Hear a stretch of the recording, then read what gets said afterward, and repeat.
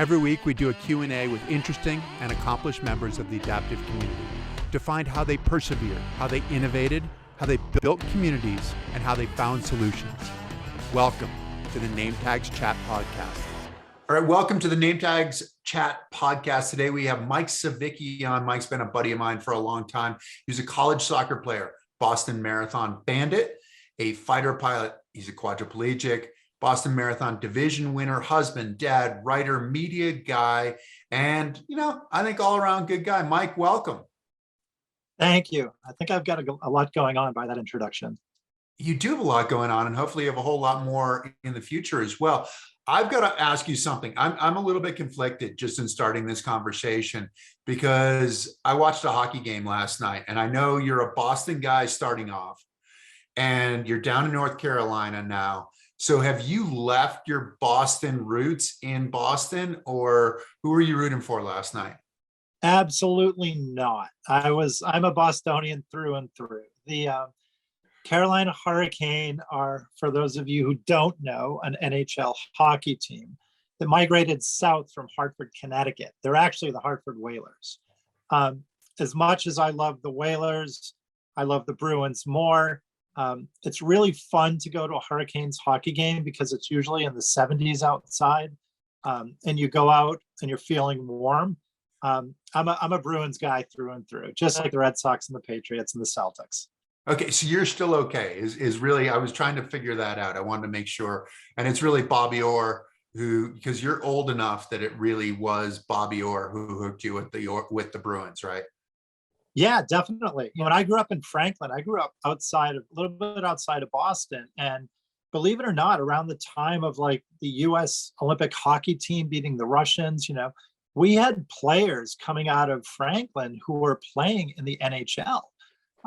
One of the most successful NHL coaches is a guy named Peter Laviolette, or Laviolette, depending on how you pronounce it. Grew up a couple miles from where I grew up. We used to skate on his pond as kids. I used to get beat up by all those guys who wound up playing in the NHL.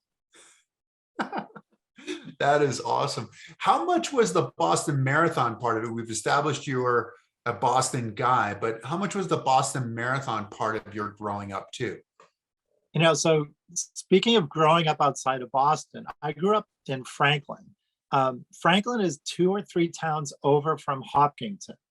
So I always knew about the marathon. I always knew it was there, but I didn't know much until one year when my dad worked for a paper company, and some of his customers flew in and they stayed at our house. Why? Because it was an easy place to stay to get to the Boston Marathon. So here I am, like 12, 13, 14 years old. And my dad had some guys staying at the house who were going to run the marathon the next day. And they're eating all this weird food and, laying out their running sneakers and everything. What was weird food back then? It was like bananas and sorts of like protein shakes, things that, kids don't typically eat. So I watched them get ready for marathon. Then we drove them to the starting line because you could do that back then. This is like the late 70s, early 80s. And dropped them off and then drove all the way to Boston. I thought it was like driving across the country. So my first introduction to the marathon was like, you've got to run from all the way out here to all the way in there. That's pretty insane. I think I'll do it someday. Did you? You thought then that you were going to do this? This was your introduction? Yeah, it was. But, as a kid, there's a lot of things I wanted to do. I wanted to go to the moon. I wanted to go to Mars. I wanted to surf the world. Because as a kid, you can do those things. But the Boston Marathon was always close to me. It was always close to my heart. You were playing soccer at Tufts, right? And playing soccer with my good buddy, Jim Doikis, right? Yeah, that's right. Yes. So I played soccer. I played 3 sports through high school. The rule in my family was if you don't play a sport, you have to get a job. You have to do one or the other things. So both my sisters and I played 3 sports all the way through high school. I did the best at soccer and wound up playing at Tufts.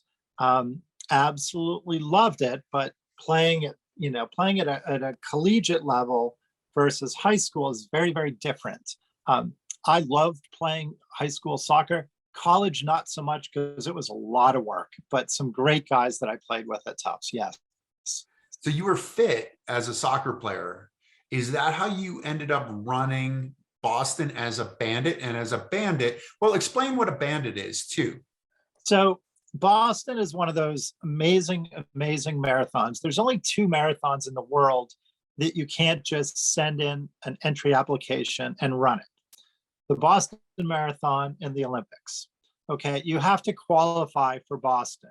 You have to qualify for the Olympics too. I would argue the Olympics is a little harder to qualify. So if you want to run Boston, in the old days, it was a lot easier to do. You could run as a bandit. So once the starter's gun sounded and everybody took off, you could jump in and run. So that's what I did. My junior year of college at Tufts, I was with a couple of my roommates. The night before, we were kind of bickering and bantering about, who's stronger, who's fitter, who's this, that. And the challenge came up, let's run the marathon tomorrow. So one of my roommates and I took the train out to Franklin, where I grew up. My dad dropped us on the edge of the highway in Hopkinton, right at the off-ramp, because you couldn't get off. It was closed by the police. He dropped us at the off-ramp and said, you guys really want to do this? We walked a mile to the starting line and then ran all the way to Boston. Once the runners went, we ran as bandits.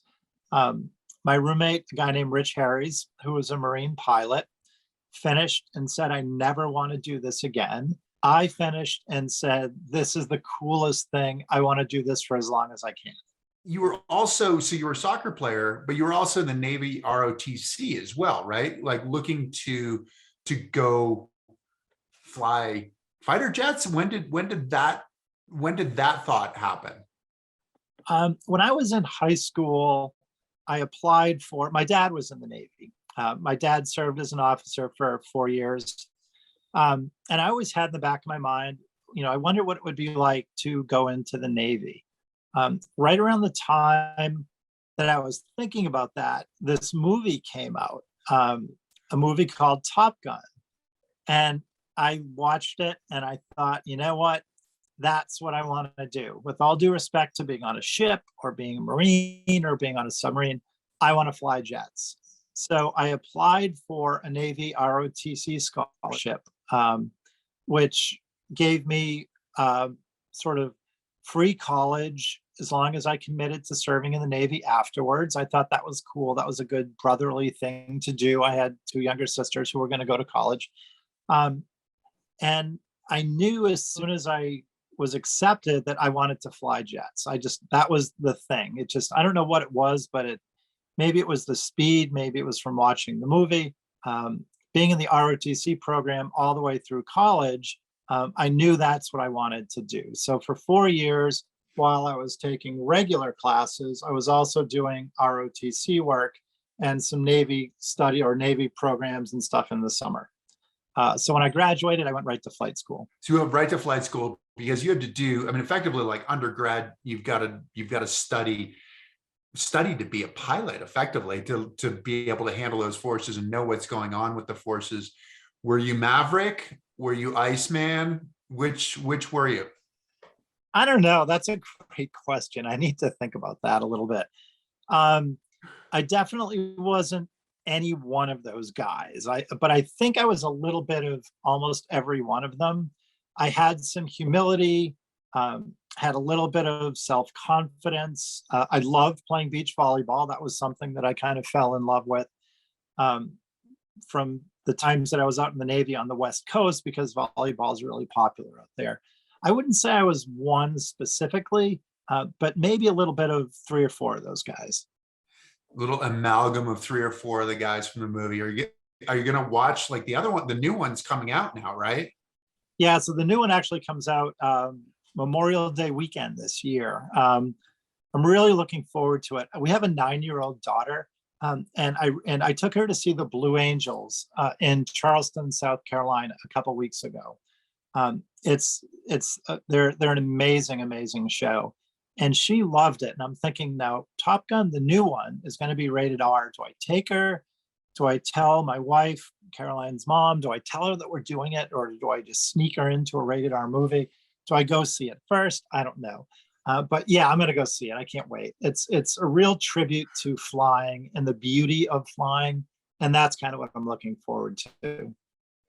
What was it like to fly? I mean, we've seen the movie, right? We've watched this kind of stuff, but we don't really understand. I mean, even today, I was in an event and I was actually near Hill Air Force Base here in Utah, and you heard the fighter jets, because the fighter jets are coming out here, and I couldn't find it in the sky. Like, I could hear it at first, and I was looking one way, and then I had to look over. What does that feel like? What does the speed of sound feel like? What does that proximity to other planes feel like? What is making these crazy moves in the midst of, because I mean, when I think about being on a plane, I sort of think about going from place to place, and that's the best part about being on a plane. Yeah, it's effortless freedom and effortless speed is kind of the way I try to describe it. I remember the first time I flew, I was flying with an instructor in an A4. Now that's the jets that the instructors flew in Top Gun. It's a little smaller than the F-14, which was the fighter jet of the time. That's what I wanted to fly. F-14 Tomcats, right? Is that? Yes. Yep. Okay. You had to work your way up to that. They don't just hand you a set of keys and say, go fly the Tomcat. So one of my instructor, we landed and we were walking back down the flight line, said to him, I mean, I was laughing, I was crying, I had thrown up. I actually carried two in my flight suit, two like barf bags. You used to see them on the airplanes. You don't see them so much anymore. I filled up two barf bags of, I didn't even know what was inside me. It was coming out. But I'm kind of carrying these two barf bags down the flight line. And this was at Miramar, California, where Top Gun used to be. And I said to him, how do I describe this? How do I tell people what I just did? And he looked at me in all seriousness and he said, you can't. There's no way to describe the speed, the freedom, of going from 500 feet above the deck to 3 miles in 3 or 4 seconds, and I live in North Carolina. I live in NASCAR territory.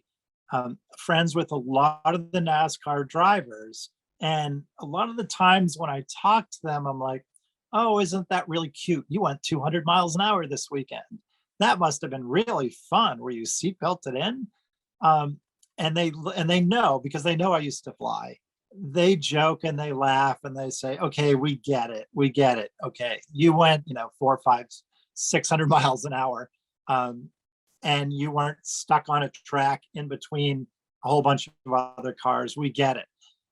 But when you're going that fast, it's freedom. It's amazing, to go upside down and to look through the canopy and just see the whole world below you. It's just an amazing, beautiful feeling. What's that like to finish? I mean, they talk about like musicians where you get that interaction with the audience, and it's like you've never been more loved than you are when you're on stage. But then you come off stage and that ends.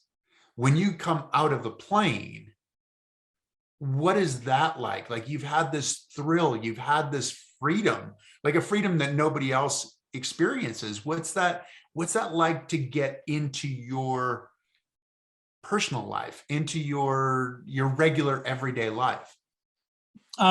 That's a great question. It's hard to carry it over, because there are so many things that all of us, we do in our lives that don't translate. Whether we have a certain job and we come home and we leave it behind us, or a moment that we've had during the day, we have trouble explaining it to our partner, our spouse, our friends, whatever.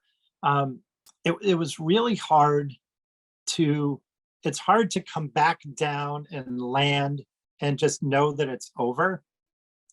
It gives you a sense, or it gave me at least, a sense of confidence that I carried with me into other things. Now, you've got to remember, right after I was commissioned and right after I started flight school is when I broke my neck. So I went from like, that Top Gun character, that Top Gun, image of fit and flying fast and, in control of a Navy jet, to not being able to move, not being able to sit up. Like that happened instantly for me. So I've always kept bulletproof. I was and yes. then you could shatter in a moment. Yep. And I never thought that would happen to me because, things like that don't happen to people that we know. They only happen to people that you read about, in the newspaper or you hear about. That stuff doesn't happen to people you knew. Well, guess what? It happened to me. So I was able to keep that with me, keep that feeling, keep that confidence to a degree with me. And when I go and watch the Blue Angels, or, even when I get on regular, commercial aircraft, the hairs on my arms still stand up a little bit because it's still with me. What do you mean by that confidence? You have that confidence of being one of the most powerful people in the world in some ways, right? I mean, you're powering this jet that it's like Formula One, but even that much more, where there's not that much around you and it's just you. What's that kind of confidence? How do you take that confidence into starting over effectively as like an infant, like somebody having to take care of you, take care of your every need, and then Yeah. and actually getting back to a place where you feel like you are a contributing human being, or where you're whole again? It wasn't easy. And, a spinal cord injury or any disability is hard. There's no way to sugarcoat it. It's not one of those start the movie and the movie's over in an hour and a half or 2 hours, and you've saved America and the world's a safe place, and you all hug it out on the aircraft carrier flight deck, and the world is great. Disability is hard. So when I got hurt, I felt like a lot of that was taken away from me. Having, as a quadriplegic, I'm a C6-7 quadriplegic. I'm, from my chest, my mid chest down, paralyzed, and I have impairment in all four of my limbs. I can't just bend over and pick up a sock or a shoe or something. It's a lot harder. Triceps, biceps, that's the big determining factor. So where are you? Do you have triceps and biceps? I have biceps. I have no finger movement. So if you look at my hands, they're kind of like pancakes, like flapjacks. Mm-hmm. I have some tricep on my left side. My injury is kind of asymmetrical. So I'm a little stronger on my left side. I have a trace of tricep on my right. So, when you think about reaching up to get something, if I put my hand over my head, it's going to come back down because I can't lift. If I throw my arm up, it's going to, come back down and smack me in the head because I don't have a tricep to hold it up. And it's really hard to explain that. But that's just the way, in between each of your vertebrae, the nerves come out that control different things. If I broke my neck one bone lower, I would have use of full triceps and some use of my fingers. If I broke my neck one bone higher, I'd have no triceps at all. So I'm kind of in that middle spot, if that makes sense.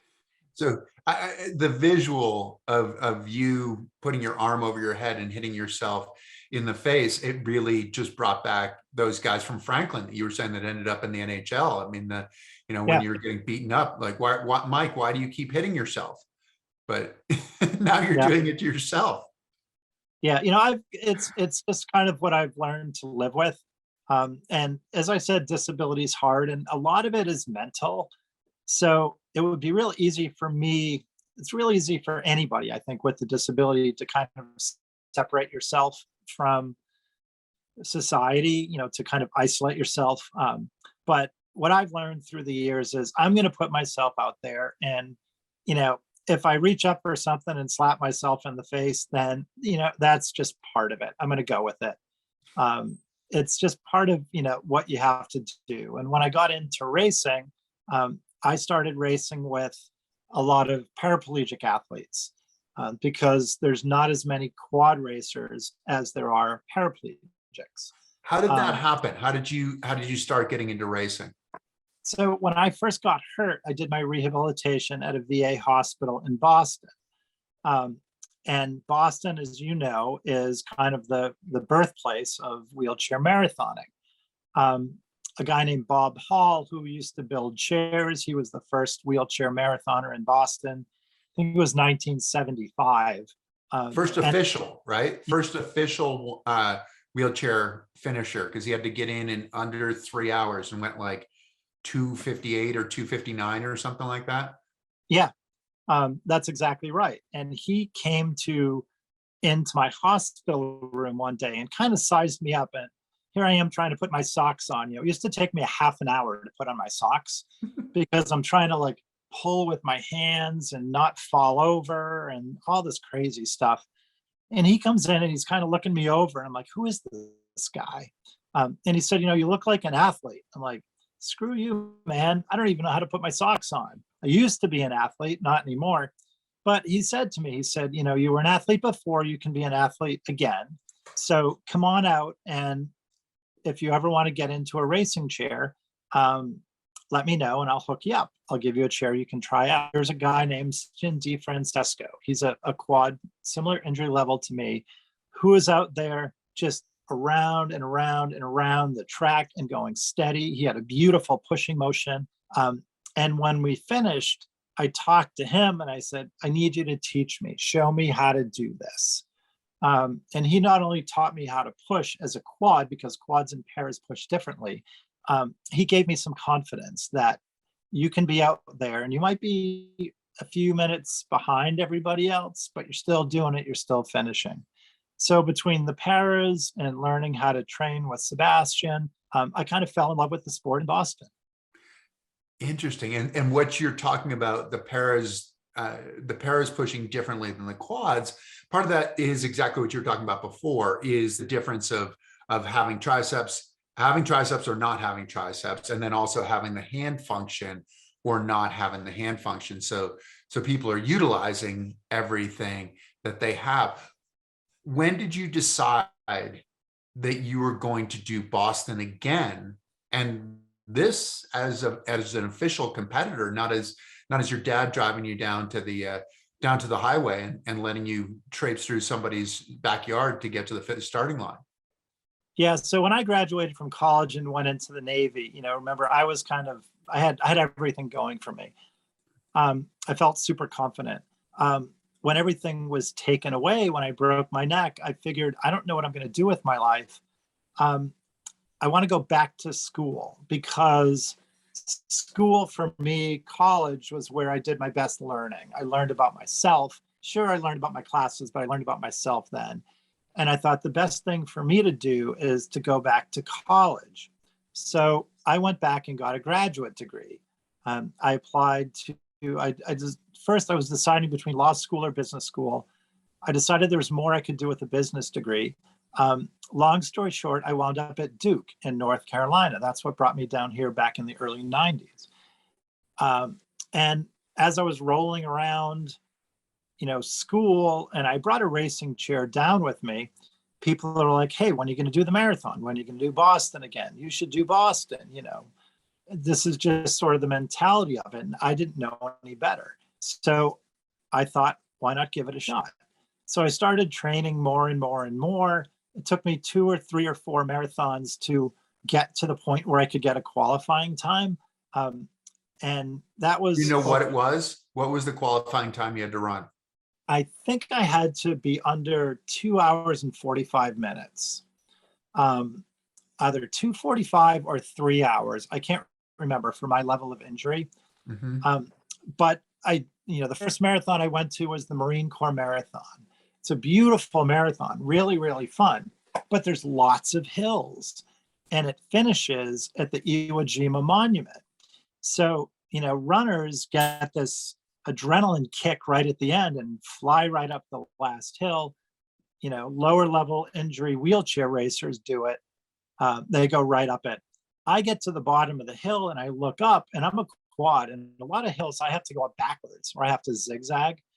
It took me probably 15 minutes to get up that top hill, and the last couple hundred yards was on grass. So here I am just making it up a hill, trying to push across grass. I think I missed my qualifying time by the amount of time it took me to get up that hill. I wound up qualifying at a race in Florida, which was nice and flat and warm. But it took a lot, but it was really the motivation of friends and family members to get back and do it. I don't know if I could have done it on my own. It was like a Greek tragedy, right? I mean, this Marine Corps Yeah. marathon. Yep. Yeah, no, exactly. And I thought, let me just show up at a marathon and I'll do it. But I didn't know, I didn't know the challenge. When I ran it as a bandit, I was fit, I was in shape. But when you're in a wheelchair, and I'd only been racing for a couple years, I was still learning how to do everything. I'd never faced that adversity before. So, I kind of finished, and I was driving back from Washington, D.C. to Durham, back to my dorm, thinking, do I really want to do this? Do I really want to do this? This is frustrating. But I stuck with it. What made you stick with it? Because that's a big deal, right? It's humiliating. You're out there, you're going so slowly up the hill, you're going backwards up the hill. And people are like, yeah, you can do it. You can do it.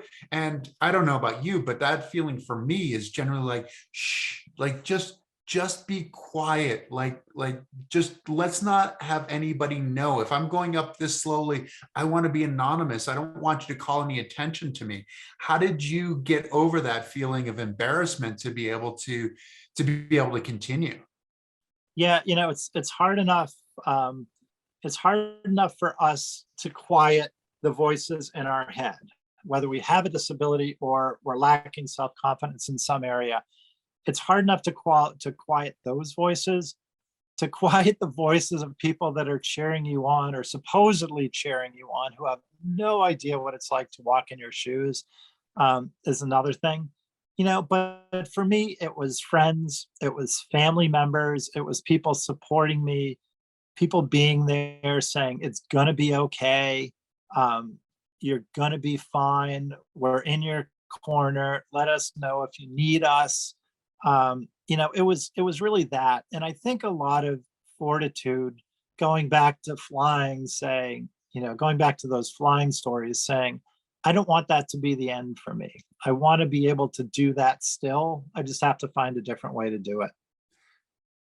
And did anybody in your family ever run the marathon? Are you the only one? I was the first person to do it. My sister actually ran. I have two younger sisters, Mary Beth and Melissa. One of them's a year younger. The other one's 3 years younger. My sister, Mary Beth, actually ran the 100th Boston. Both of them live in the Boston area. And she ran the 100th Boston. And she was absolutely excited to train to do it. And when she finished, she said, okay, I did it. That's enough. Done. She was happy. And my youngest sister said, all right, if my two older siblings have done it, I don't want anything to do with it.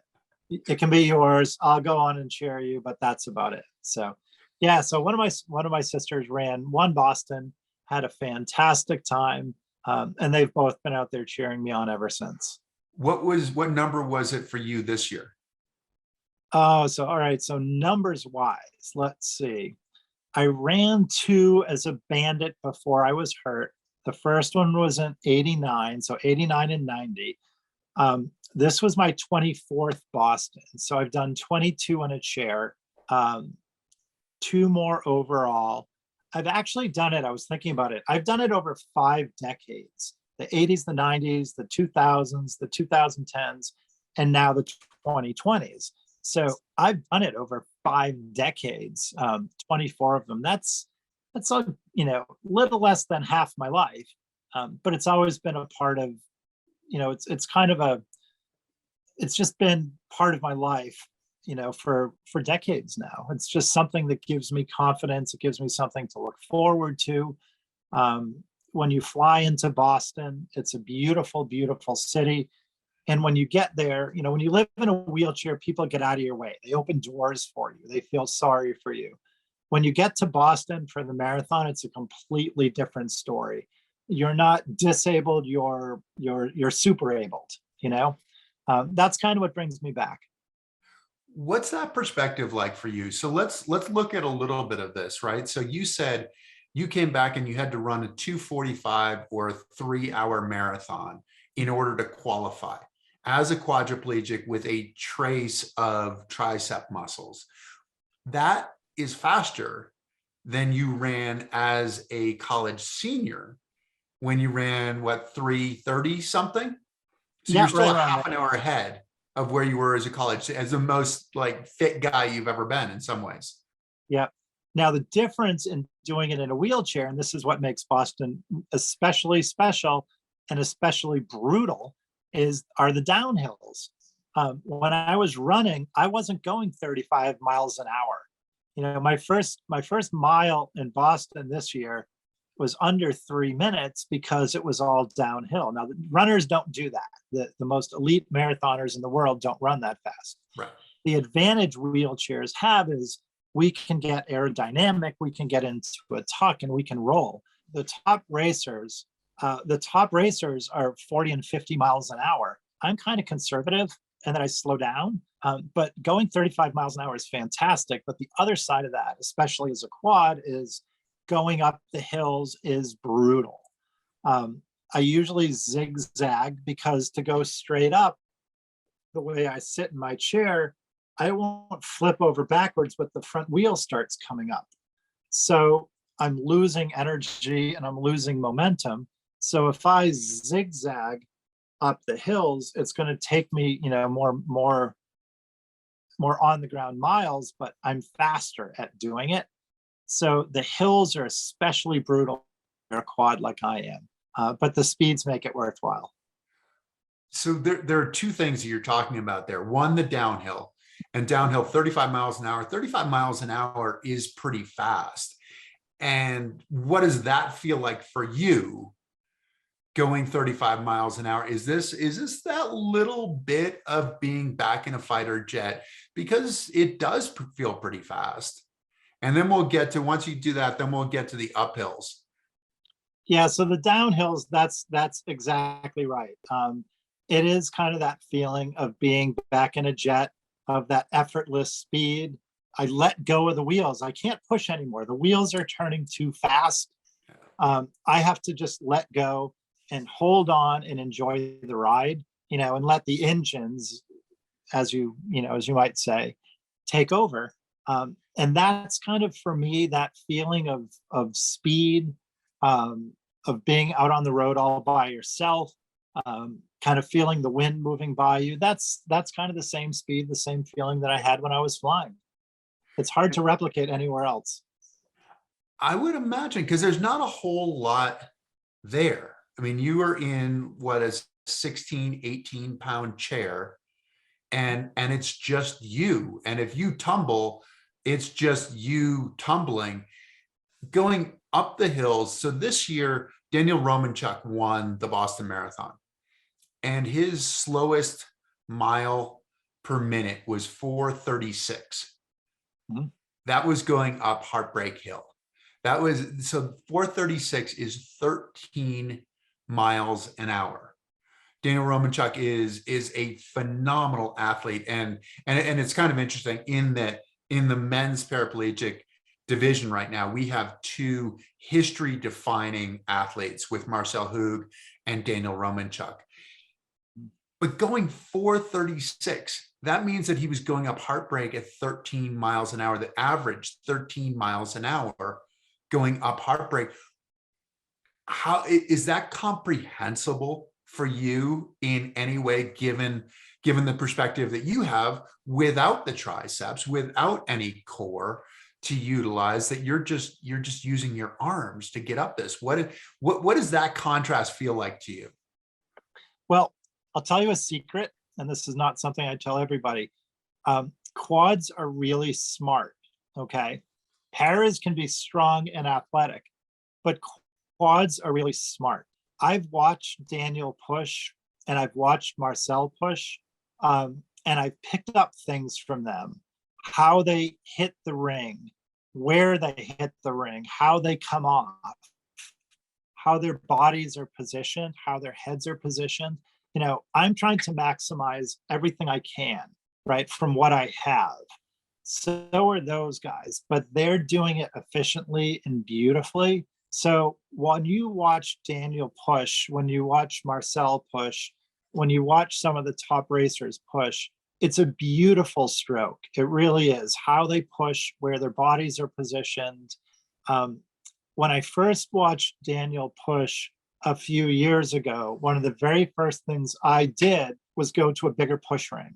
Now, quads, we typically want small push rings because we want to keep our hands on the ring. We want to keep it going all the time.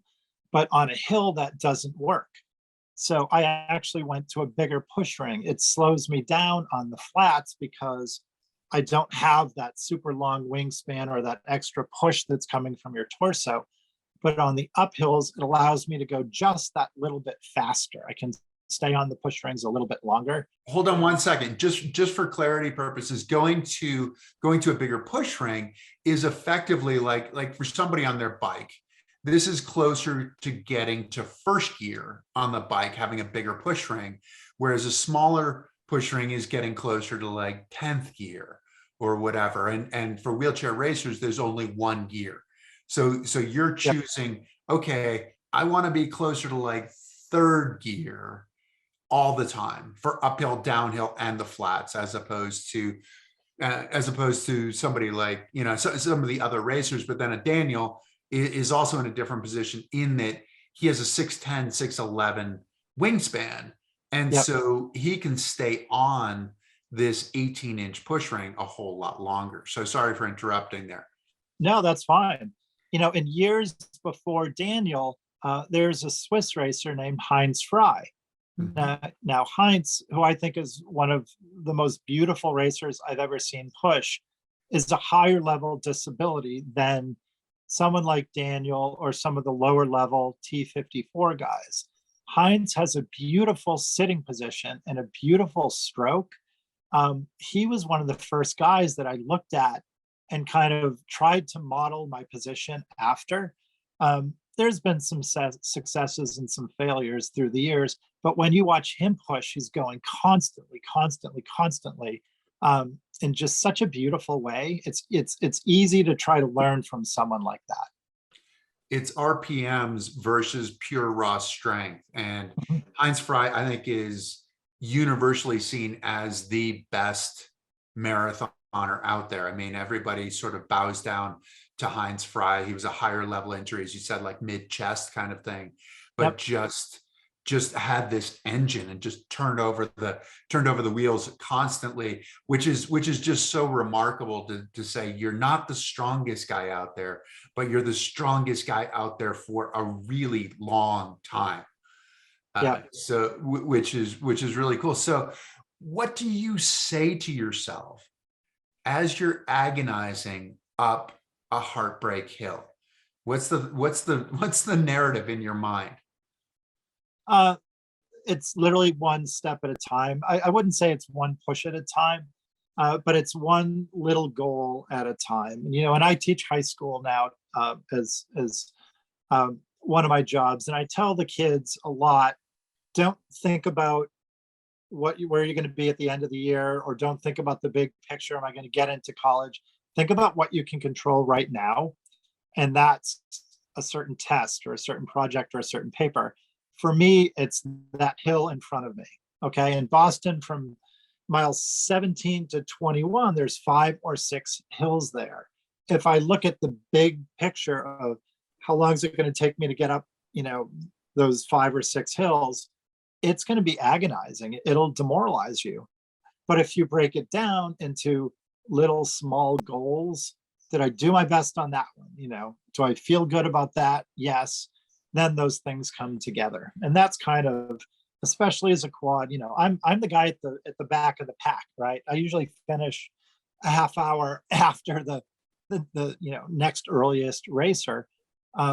If I looked at it in the big picture, like I'm going to be so slow, I'm going to be the only wheelchair left, in the transition area, it would knock me down.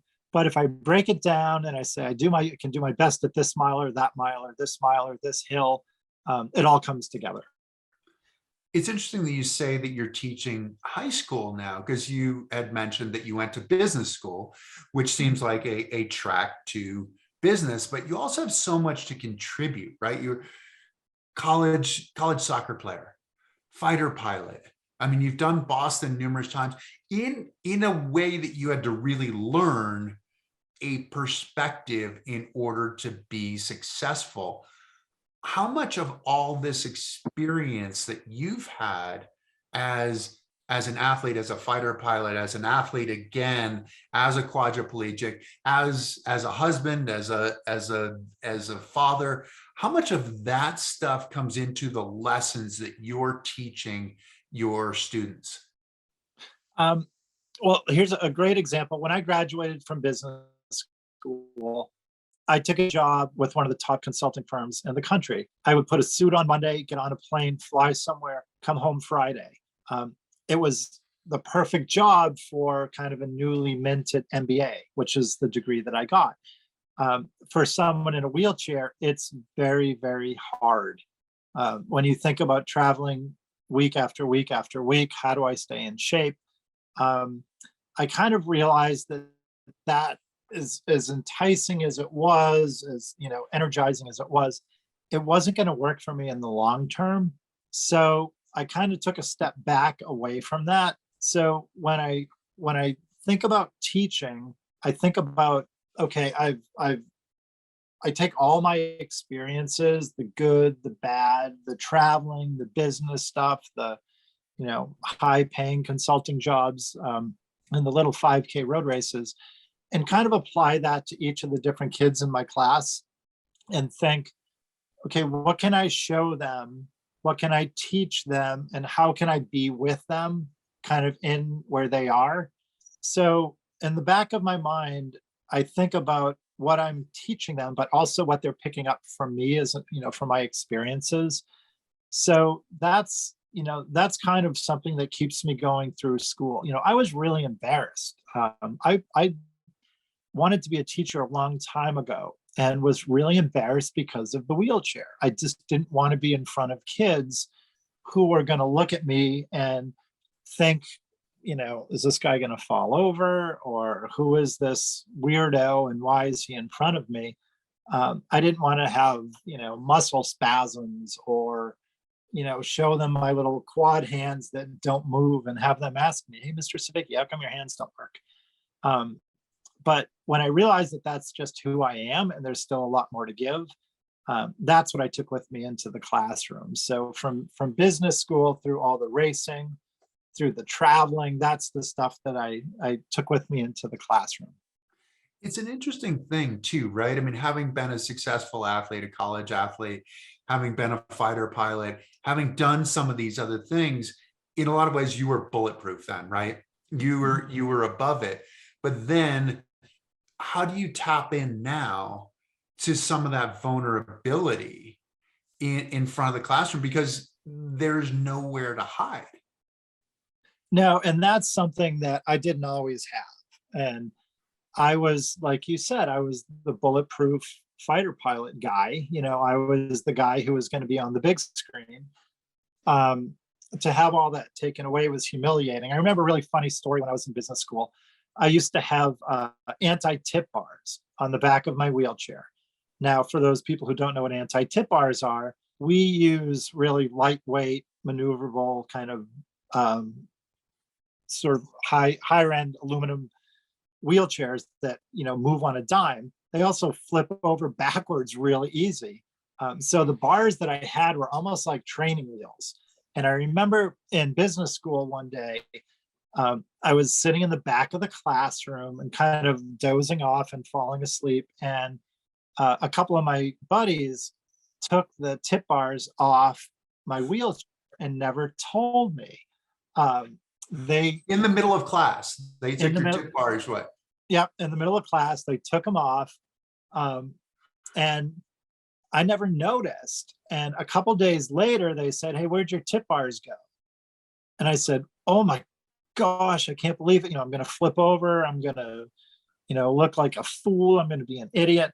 I'm going to get hurt in the class. I'm going to be the only MBA student ever to get a concussion because he flipped over backwards in a classroom." And they said, you've gone without them, never use them again. Find that confidence in you to be able to do that. So that was the story for me. That was like my coming to the wheelchair moment of these guys took the anti-tip bars off. I don't know where they ever wound up. Like, I don't know if they left them in a locker or threw them away or if they still have them, but they said never use them again. And that was it took a sort of an external stimulus like that to do it. And so in school now, I like to put kids in kind of outside comfort zone, whether I ask them a tough question or I call on them for something that I know they don't want to answer, because it makes them that much better, just a little bit at a time. Which is interesting. So you're talking about going from bulletproof to extremely delicate, to recognizing that you're not delicate anymore, that you can survive, and that you can probably do something stupid and still be successful and still possibly get yourself out of that, or most likely get yourself out of that situation. What is it that you teach kids now? I mean, we've sort of talked about the grand side of things of what you're teaching, like sharing these messages, but what specifically are you teaching them? What subjects? So I started teaching high school about 6 years ago. I came in as an assistant, working a lot one-on-one with kids who need extra help, and whether it's history or writing, or math or science. I teach 2 electives right now. The first is called Sport and Society. It's a pretty cool class. If you think about artists have a studio, musicians have a studio, dancers have a studio where they can go.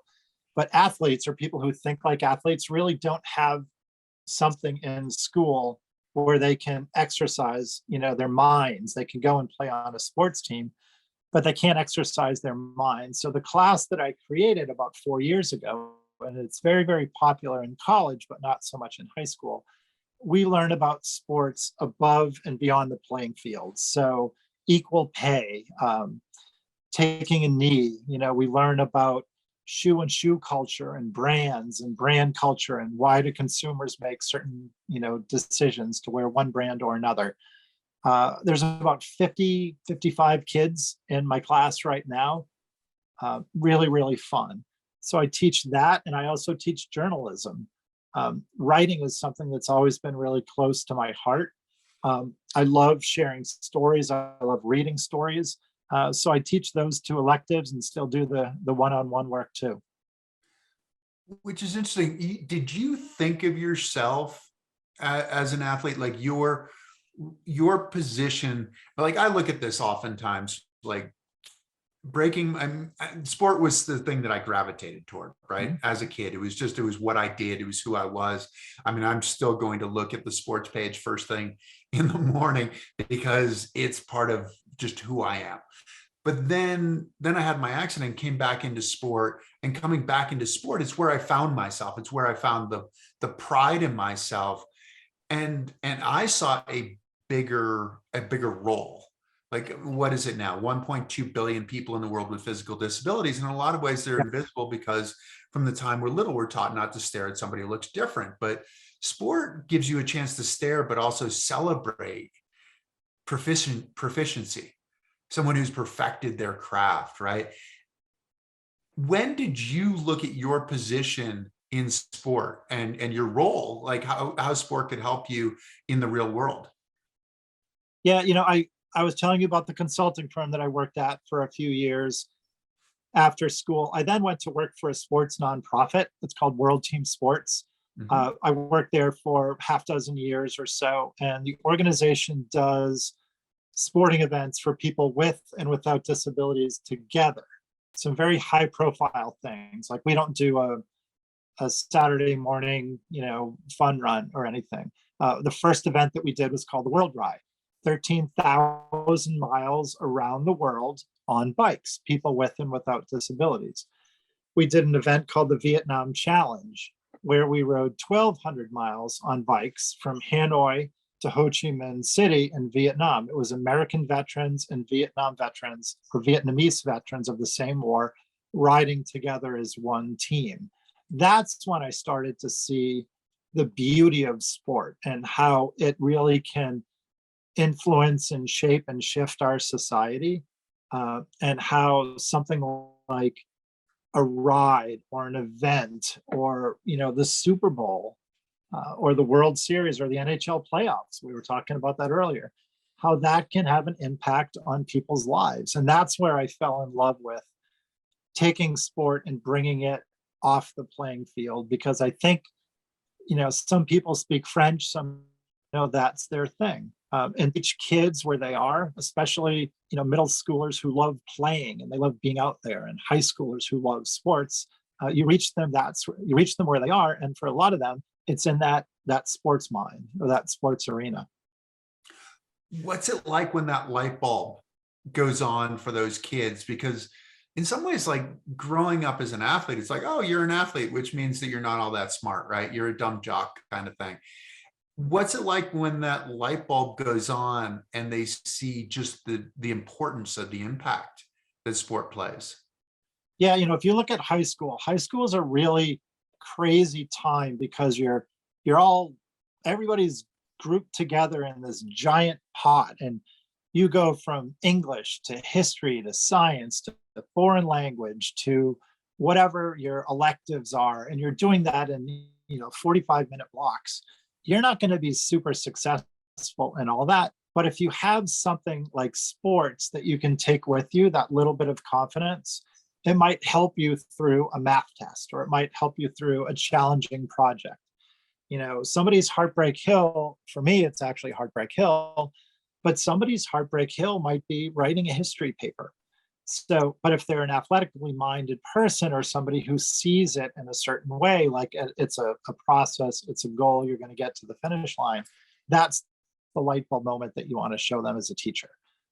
For me, it's not so much what I teach, it's how I teach and how they learn. It's always a question too, is resilience something that's learned, or is it part of your DNA? Where do you come down on that? If you were to ask me when I first got hurt, if I would have done all these things, marathons and triathlons and wheelchair rugby and hand cycling and crazy stuff, kayaking long distances, no, I would have never said that. But I think resilience lives in all of us, and how we learn that it's there. It might take a challenge, it might take an opportunity, but I think it's in all of us. It just takes something, whatever that catalyst is, to bring it out. Is it something that's grounded in the passion for what you're doing? Is it just that stick-to-itiveness? What do you think? I don't know. That's a great question.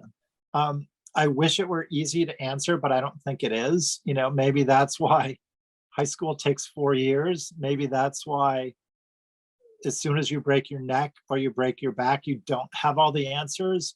You go through the peaks and you go through the valleys.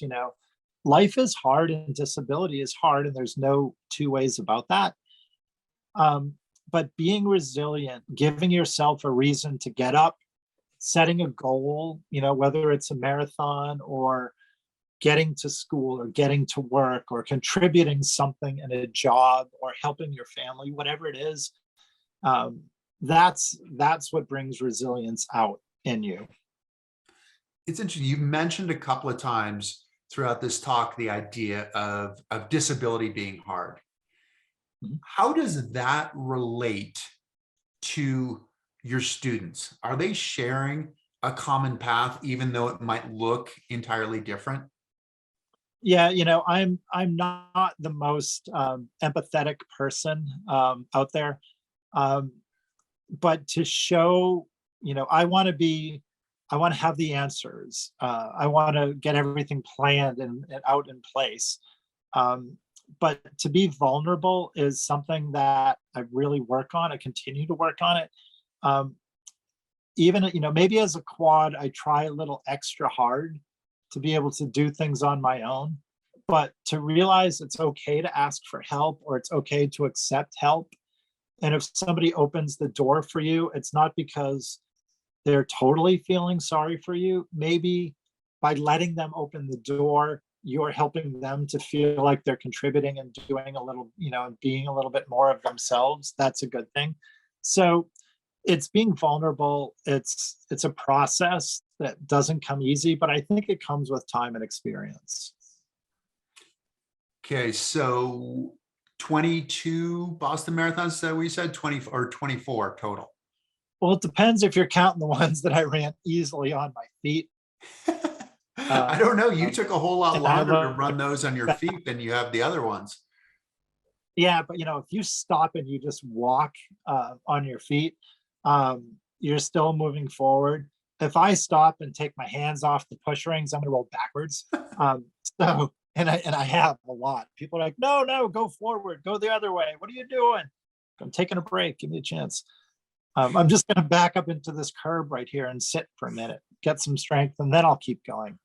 I don't know how long I'll keep doing it. This year was hard. It was cold. There was a bit of a headwind. I hadn't been to Boston in 3 years because of the pandemic. It was frustrating. It was exhilarating. I didn't really know what to expect. It was only a few weeks ago, so I'm still kind of wrapping my head around everything. I'd love to do more, but if I do, I do. If I don't, then I want to contribute. I want to support it. I want to kind of give back to the race in a certain way. But I don't have an answer yet. I know I love racing. I know I want to stay out there and keep doing it. I was at the airport flying up to Boston many years ago, and I met a professor. This guy kind of came up to me as we were waiting to get on the flight, and he was much older. And he looked at me and he said, "Hey, are you doing the marathon?" I said, "Yeah, I am." And he had on these really cool running shoes. So I figured he was doing it too. And he said, "Yep, I ran the Boston Marathon once when I was in college, and I let 50 years pass." Ooh. He said, "I don't want to let any more years pass, so I want to go up and do it." And I looked at him, I said, "You ran it once in college." He went to Boston College. His roommate was a guy named Michael Dukakis, who was the governor of Massachusetts. They both ran it back when there were only, a few hundred runners in the race. This gentleman went back 50 years later and did it.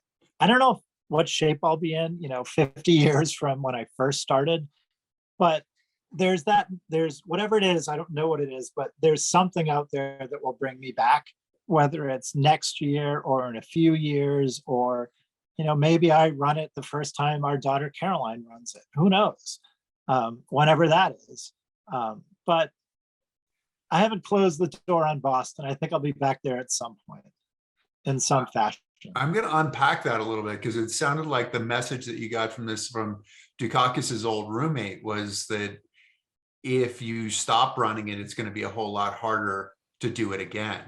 So that's just one thing I took out of that. I don't know if that was part of your subconscious or not. What are your kids? What are your students? And what is your daughter? What do they think about you doing the marathon? Because I'd imagine that's pretty empowering. Yeah, Caroline loves it. Caroline came and watched me race one year. Luckily, there was a really strong tailwind that year. And so she was there, and I stopped and hugged, and we talked for a little while, and, she cheered and everything, and we got a bunch of pictures together. And then I rolled back out and kept going and had a super fast time. Thankfully, there was a tailwind, so I was feeling good. So she loves watching me race. She gets out now on her bike. She gets out on her Razor scooter, and we do a few miles together and have a lot of fun. And that's something that, I cherish that. The high school kids, especially the kids in my sport and society class, at the beginning of the year, they said, "Hey, Mr. Savicki, we heard you played MURDERBALL," which I did, wheelchair rugby. "We heard you can go 40 miles an hour in a racing chair. Tell us the stories. Tell us the stories." I kind of built up to it. So on the first day back after the marathon this year, I brought in my racing chair, I brought in my gloves, brought in my helmet, let the kids sit in the chair. I showed the NBC broadcast of the wheelchairs, let them answer all the questions they wanted, let them sit in the chair, because I feel like when that happens, they get a sense of it. I didn't have rollers, so I had one kid in the chair and a couple of kids in the back lifting up the back wheel.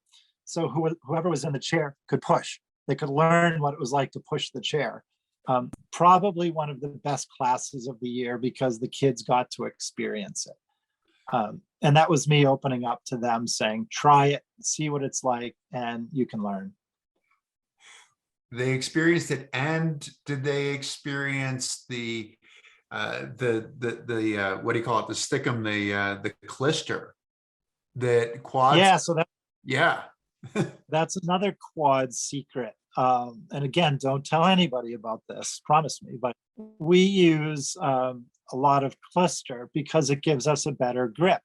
A lot of the pairs now have, 3D printed gloves that are molded around the rims. For us, it's kind of a beautiful but a sloppy push.